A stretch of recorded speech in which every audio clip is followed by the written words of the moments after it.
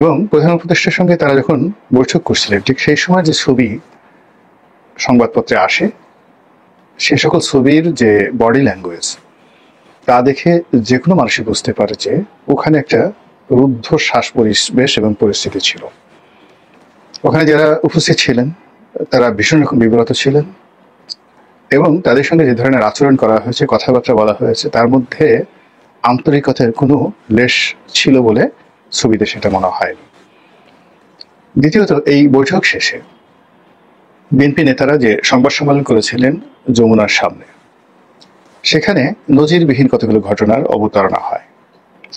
বর্ষিয়ান জননেতা রাজনীতিবিদ অধ্যাপক ডক্টর খন্দকার মোশাররফ, জিয়াউর রহমানের খুবই ঘনিষ্ঠজন এবং বিএনপিতে যে কয়জন শীর্ষ নেতৃত্ব রয়েছেন জীবিত এবং যাদেরকে বলা হয় সর্বগুণে গুণান্বিত, তাদের মধ্যে ডক্টর মোশাররফ অন্যতম ছিলেন। ডক্টর মঈন খান সাহেব, আমির খসরু মাহমুদ চৌধুরী, সালাউদ্দিন সাহেব। তো এখানে সাংগতিক কারণে টিম লিডার হিসেবে এখানে ডক্টর মোশাররফ ছিলেন এবং তিনি বক্তব্য দিচ্ছিলেন। তার বক্তব্যের মাঝে সালাউদ্দিন সাহেব কথা বলার চেষ্টা করছিলেন এবং খুবই লাউডলি। নর্মালি তিনি সাধারণত এত জোরে কথা বলেন না। এবং যে বিষয়ে মোশাররফ সাহেব কথা বলছিলেন তার সঙ্গে সালাউদ্দিন সাহেবের কথার অন্ত বা আন্ত সংযোগ ছিল না, রিলেটিভিটি যেটাকে বলা হয় সেটা ছিল না। আবার সালাউদ্দিন সাহেব যখন কথা বলছিলেন তখন তাকে থামিয়ে দিয়ে ডক্টর মঈন খান কথা বলার চেষ্টা করছিলেন। তারপর আবার ডক্টর মঈন খানকে বাদ দিয়ে আমির খসরু মাহমুদ সাহেব কথা বলার চেষ্টা করছিলেন এবং এই তাদের কথাবার্তায় পুরো বিষয়টি এমন একটা বিশৃঙ্খল পরিবেশ তৈরি করে যা এ যাবৎকালে বিএনপির কোনো সংবাদ সম্মেলনে আমরা দেখিনি। এমনকি এই ঘটনায় যাকে বলা হয় এনসিপির যে যাদেরকে 9/11 পার্টি বলা হয়, অনেকে নাতিপুতিদের পার্টি বলেন, ইত্যাদি নানা রকম কথাবার্তা বলেন, সেই তরুণ যুবকদের যে রাজনৈতিক দল এনসিপি, জাতীয় নাগরিক পার্টি, তাদের অনুষ্ঠানে এরকম বিশৃঙ্খলা দেখা যায়নি যে একজনের কথা বলছেন তার মাঝে আর একজন কথা বলছেন। তো এইরকম পরিবেশ এবং পরিস্থিতি তখনই তৈরি হয় যখন মানুষ খুবই ফ্রাস্ট্রেটেড থাকে এবং পরিবেশ, স্থানকাল, পাত্র সম্পর্কে তার ধারণা থাকে না। আপনাকে দীর্ঘক্ষণ ধরে যদি চোখ বেঁধে রাখা হয়, 1 দিন, 2 দিন, 10 দিন, 15 দিন, তারপর সূর্যের আলোতে যদি আপনাকে চোখ খুলে দেওয়া হয়, তখন আপনার অবস্থা কেমন হবে? অথবা ধরুন আপনার কান বন্ধ, কোনো শব্দ নেই, হঠাৎ করে 15 দিন পরে এনে আপনাকে গুলিস্তানে ছেড়ে দেওয়া হলো। অন্তত বেশ কিছু সময়ের জন্য আপনি আন্দাজ করতে পারবেন না আপনি কে, আপনার বাড়ি কোথায়, আপনার নাম কি, ইত্যাদি। একইভাবে মানুষকে যখন কোনো টর্চার সেলের মধ্যে ফেলা হয়, বিব্রতকর পরিস্থিতিতে ফেলা হয়, খুব শীতের মধ্যে মানুষ পড়ে যায়, খুব গরমের মধ্যে মানুষ পড়ে যায় এবং একটা পরিবেশ যখন ভিন্নতর চলে আসে, তখনই মানুষের মধ্যে কিছু রকম বিশৃঙ্খলা দেখা দেয়, অস্থিরতা দেখা দেয়।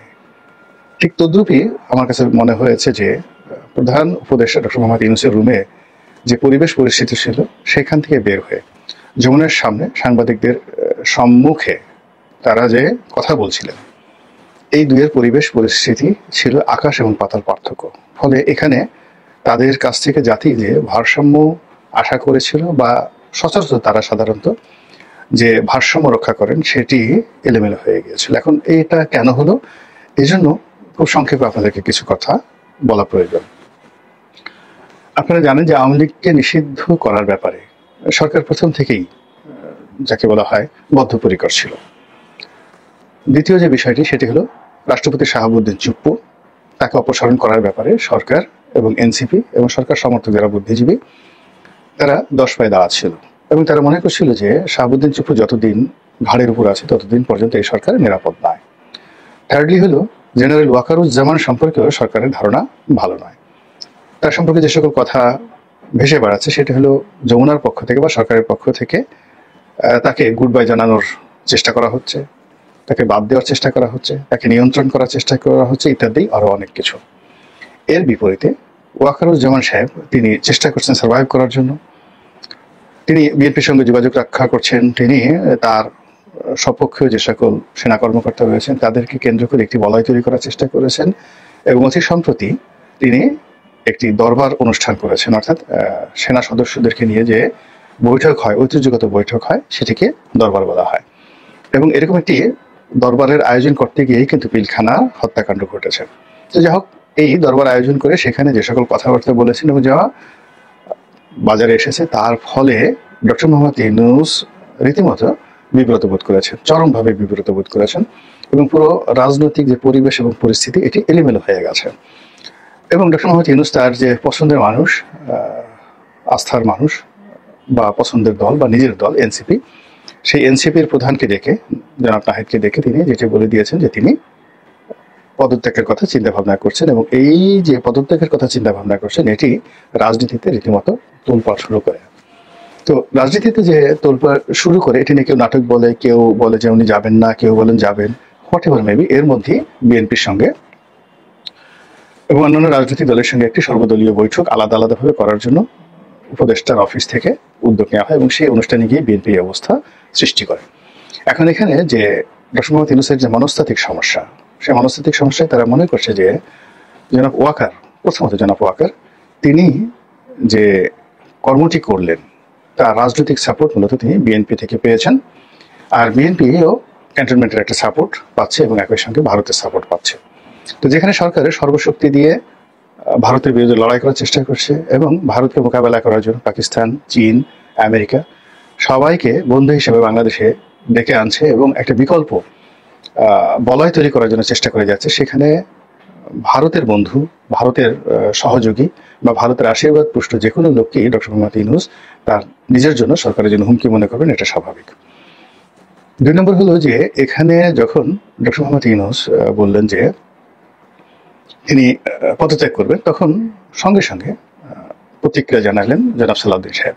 তিনি বললেন যে আমরা তো তাকে পদত্যাগ করতে বলিনি, তবে তিনি যদি যেতে চান তিনি যেতে পারেন। এটাও ডক্টর মোহাম্মদ ইউনূসের খুব আত্মাভিমানে লেগেছে। তিনি হয়তো আশা করেছিলেন যে বিএনপির অনেকের সঙ্গে তার সম্পর্ক হয়েছে, তিনি অনেকের সঙ্গে খোলামেলা কথাবার্তা বলেছেন, তো সেক্ষেত্রে বিএনপি এখানে এগিয়ে আসবে এবং তাকে রাখার জন্য অনুনয় বিনয় করবে। তো সেখানে জনাব সালাউদ্দিন সাহেব যে কথা বলেছেন এটি খুবই অনভিপ্রেত। থার্ডলি, গত কয়েকদিনের ঘটনা, সেই কয়েকদিনের ঘটনা হলো যে জনাব ইশরাক ঢাকা শহরকে রীতিমতো অচল করে দিয়েছিলেন মেয়র পদে তাকে শপথ পড়ানোর জন্য সরকারকে চাপ দেওয়ার ক্ষেত্রে, এবং সেই চাপ নগর ভবন থেকে গুলিস্তান হয়ে, গুলিস্তান থেকে মৎস্য ভবন হয়ে, মৎস্য ভবন হয়ে হাইকোর্ট হয়ে একেবারে যমুনাতে এসে এমন একটা পরিবেশ এবং পরিস্থিতি তৈরি করেছে যে পরিবেশ পরিস্থিতি থেকে বাঁচার জন্য শোনা যায় যে ডক্টর মোহাম্মদ ইউনূসের অফিসকে রাজনৈতিকভাবে তাদেরকে মির্জা ফখরুল ইসলাম আলমগীরের সাহায্য নিতে হয়েছে এবং মির্জা ফখরুল ইসলাম আলমগীর এরশাদকে নিষেধ করে বা অনুরোধ করে সেই যমুনার সামনে থেকে বিএনপির যে সমাবেশ সেটি সরিয়ে নিয়ে আসে। কিন্তু এখানে দাবি থেকে যায় যে তারা যে কয়জন উপদেষ্টার পদত্যাগ দাবি করেছেন, বিশেষ করে মাহফুজ এবং নাহিদ, এই দুইজন না, মাহফুজ এবং আসিফ মাহমুদ সজীব ভুইয়া যিনি এলজিআরডি মিনিস্টার রয়েছেন, এই দুজনের পদত্যাগ দাবি করেছেন এরশাদ। আর বিএনপির পক্ষ থেকে আরো একজন জনাব খলিলুর রহমান যে পার্টি, তার পদত্যাগ দাবি করা হয়েছে। তো এই বিষয়গুলো নিয়ে ডক্টর মোহাম্মদ ইউনূস ভীষণ রকম বিরক্ত ছিলেন এবং যেটি আমরা শুনেছি অসমর্থিত খবরে যে গত 4 দিন ধরে, অর্থাৎ যখন জনাব ইশরাক যমুনাতে আসেননি কিন্তু তিনি বিক্ষোভ করছেন নগর ভবনে, ঠিক সেই সময়টাতে বিএনপির একটি উচ্চ পর্যায়ের প্রতিনিধি দল বারবার চেষ্টা করছিল প্রধান উপদেষ্টার সঙ্গে বৈঠক করার জন্য, কিন্তু প্রধান উপদেষ্টার অফিস থেকে সেই ব্যাপারে কোনো ইতিবাচক সাড়া দেওয়া হয়নি। এটি বিএনপির মতো একটা দলের জন্য রীতিমতো চপেটাঘাত, রীতিমতো অবমাননাকর। এর কারণ হলো বিএনপি যেটা মনে করছে যে তারাই আগামীতে রাষ্ট্র ক্ষমতা দখল করবে এবং ইতিমধ্যে তারা তাদের যে রাজনৈতিক কমান্ড, প্রভুত্ব, আধিপত্য এটি শহরে বন্দরে প্রতিষ্ঠিত করে ফেলেছে এবং সেটি দৃশ্যমান। তারা যেভাবে চায় সেভাবেই কোর্ট কাছারি, অফিস, আদালতগুলোতে বেশিরভাগ ক্ষেত্রে কাজকর্ম হচ্ছে, কিন্তু পলিসিগত, অর্থাৎ যেমন ধরেন সুপ্রিম কোর্ট কিংবা মন্ত্রী পরিষদের সিদ্ধান্ত, এরকম পলিসিগত বিষয় এবং যমুনাতে প্রধানমন্ত্রীর যে কার্যালয় কেন্দ্রিক যে বিষয়াদি, এইগুলো ছাড়া মোটামুটি সবই বিএনপি এবং জামাত যার যার সুবিধা মতো স্থানে তারা সেটা ভাগ করে নিয়েছে।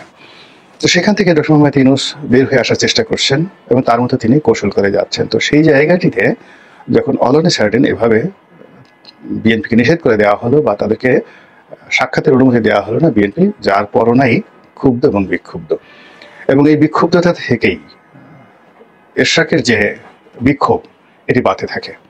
এবং এটি বাড়তে বাড়তে যমুনার সামনে এসে এত বড় হয়ে যায় এবং সেখান থেকে যে ধরনের স্লোগান দেওয়া হয়, যে ধরনের দাবি বলা হয় এবং যে ধরনের কথাবার্তা বলা হয়, যা সরকারের অস্তিত্ব নিয়ে টানাটানি, এবং সরকার আছে কি নেই, সরকার কি থাকবে কি থাকবে না, একমাত্র এশরাকের যে ধাক্কা, সেই ধাক্কাই সরকার যখন সামাল দিতে পারছিল না, তখন সবাই বলাবলি করছিল যেখানে একজন এশরাক ব্যক্তি, ইয়াং একজন নেতা, তার ধাক্কা এই সরকার সামাল দিতে পারছে না, সেখানে বিএনপির মতো একটা বড় দলের সেই যে ধাক্কা, সেটা সামলাবে কি করে।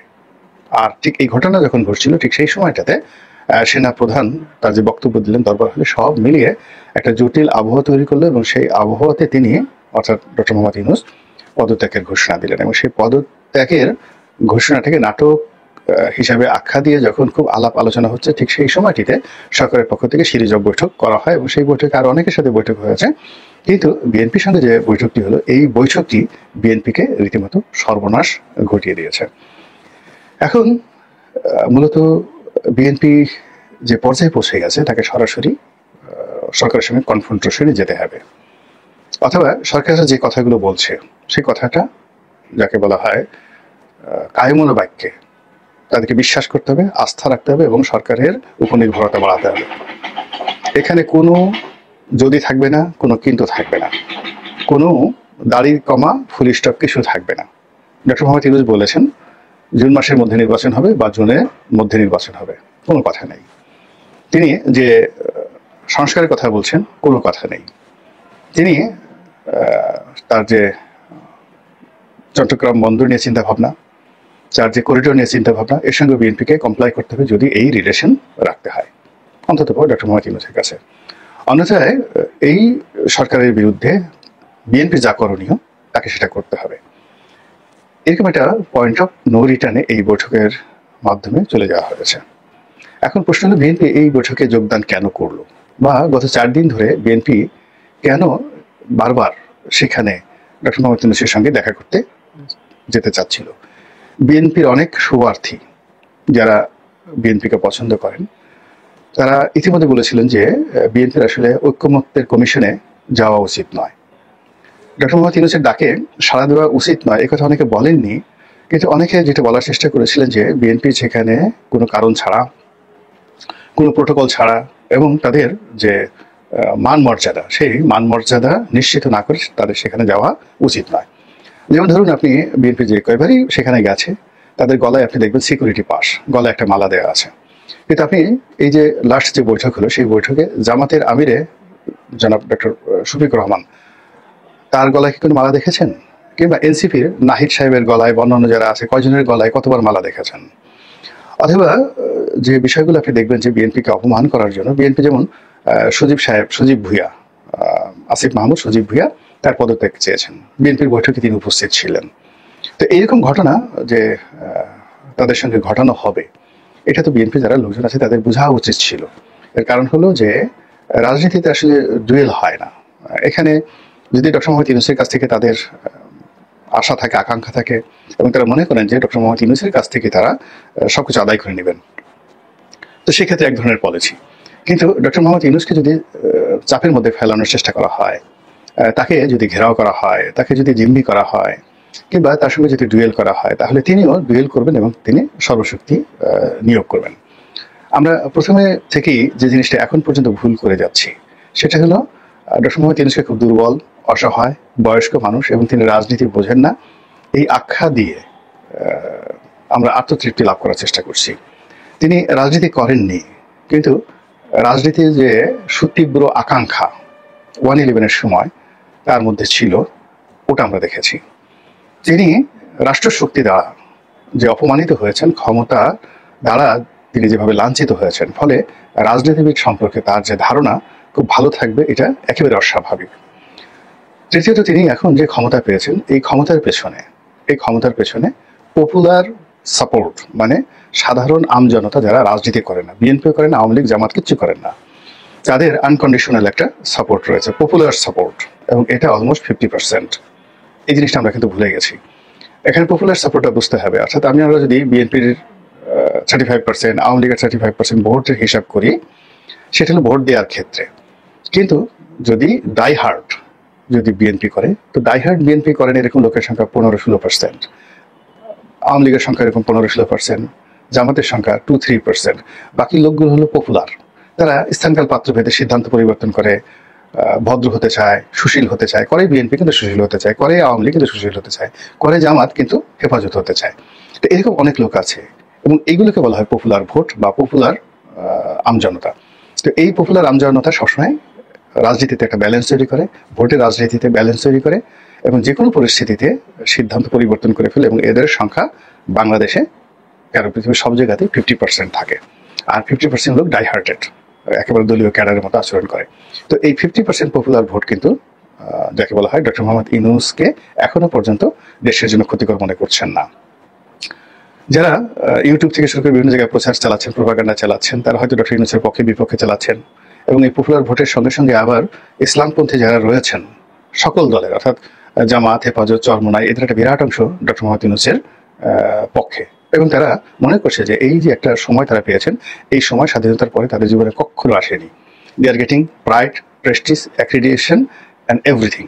ফলে কি হচ্ছে, তারা কিছু কিছু বিষয় নিয়ে সরকারের সমালোচনা করছে, চরমোনাই, হেফাজত অনেকে সমালোচনা করছে, কিন্তু দিন শেষে কিন্তু তারা ডক্টর মোহাম্মদ ইউনূসকেই যে কোনো মূল্যে অন্যজন সাথে যদি তাদের ফাইট করতে হয়, তারা কিন্তু সেই জিনিসটা করেও তারা থাকবে। ফলে আপনি দেখেন, এই যে ডক্টর মোহাম্মদ ইউনূসের বন্দর নিয়ে বলেন, রোহিঙ্গা নিয়ে বলেন, আমেরিকাকে করিডোর দেওয়া, জাতিসংঘকে করিডোর দেওয়া, ইসলামপন্থী কোনো দল একটা শব্দ করেনি। এই হিসাবটা বিএনপি কিন্তু এখন পর্যন্ত করেনি, ওয়াকার সাহেবও করেননি, তারপরে আওয়ামী লীগও করেননি।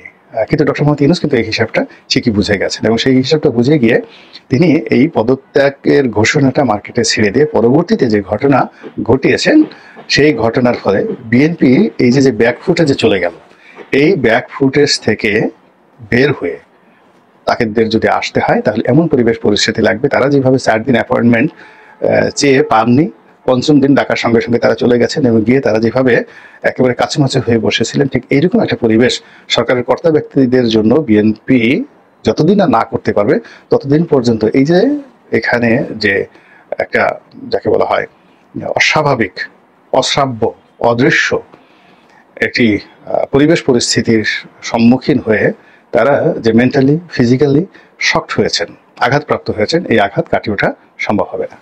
আল্লাহ আমাদের সবাইকে হেদায়েত দান করুন এবং হেফাজত করুন। আসসালামু আলাইকুম ওয়া রাহমাতুল্লাহি ওয়া বারাকাতুহু।